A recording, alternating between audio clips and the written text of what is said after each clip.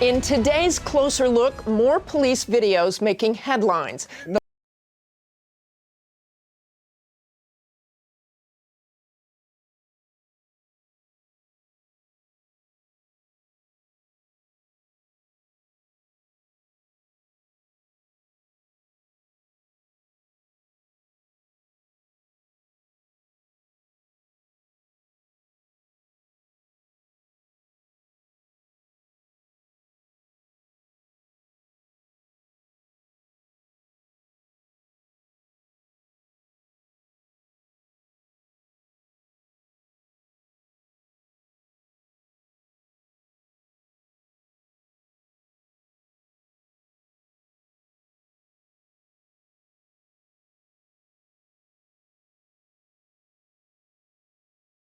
On NBC's Today Show was his role as a reserve officer. I do clean up when they're done. I take notes, I take photographs, and that's my job.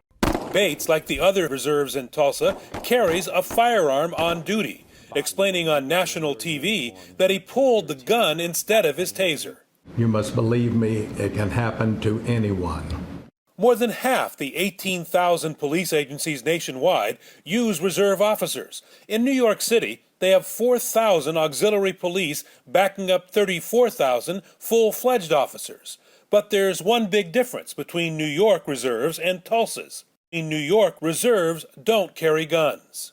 My own view is that the volunteers should not be armed. There is a difference in the training between auxiliary officers and regular police officers. In Fairfax, Virginia, their 85 reserves carry tasers but not handguns. They do have access to shotguns in their cars. The reserves are trained by the same instructors as the full-time cops, but spend a lot less time at the academy because they have full-time jobs. My name is Robert Mosley, software engineer by trade. Fred Sanborn, and I'm an aerospace consultant. I'm William Ridgway. I'm an IT specialist. But on weekends and nights, these men staff DUI checkpoints, provide security at events like funerals and fairs, and back up their full-time partners. Did you feel bad about not having a gun? No, never. There are no national standards for reserve police officers. Some carry no weapons, others carry tasers and mace, and as we learned so tragically this week in Tulsa, some are allowed to carry lethal handguns. For This Week, Jim Avila, ABC News, Fairfax, Virginia. Our thanks to Jim. Now let's bring in John Cohen, former counterterrorism coordinator for the Department of Homeland Security, now professor at the School of Criminal Justice at Rutgers University, also a former police officer, and Laurie Robinson, co-chair of the Presidential Task Force on 21st Century Policing and a professor at George Mason University. Welcome to you both. And John, I want to start with you as a former police officer especially. The difference between a gun and a taser. I've talked to people who say, if you have the right training, the minute you touch that, you're going to know which is which. Well, in my experience, having used both a firearm and a taser, it's difficult for me to figure out why one would be confused. I think this incident, though, raises a number of questions. Why was a reserve officer on a buy-bust operation? These are very unsettling, these are circumstances that aren't very controlled. It's somewhat odd to me that you would have a reserve officer in that situation.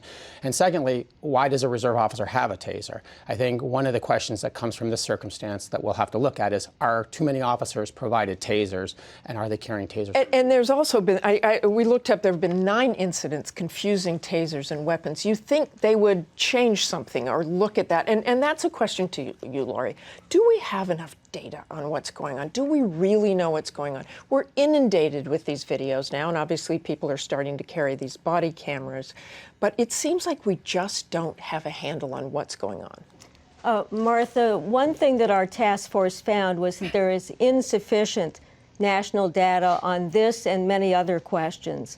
So what we need, in fact, is better data on this and many other issues.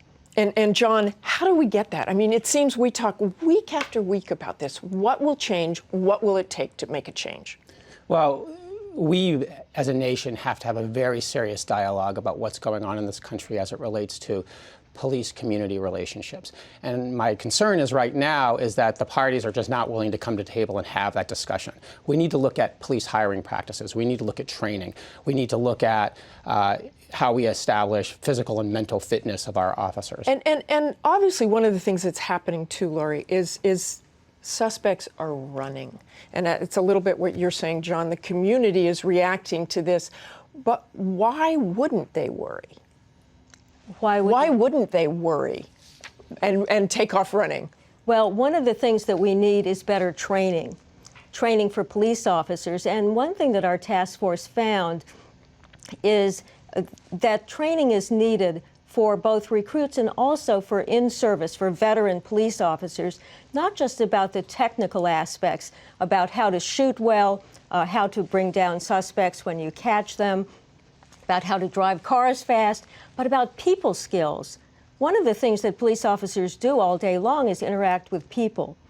And so, for example, how to de-escalate encounters. And that, quickly, John, just to wrap up here, that's judgment. How do you train judgment? It's judgment is experience, but a very important point here, Martha, is, and you alluded to this, is that nobody is entitled to violate the law. No one is entitled to resist a police officer. And if someone resists a police officer when they're carrying out their lawful responsibilities, that is going to turn into a situation that's going to be highly problematic. We have to get our arms around this issue. Thanks very much to both of you. We certainly do.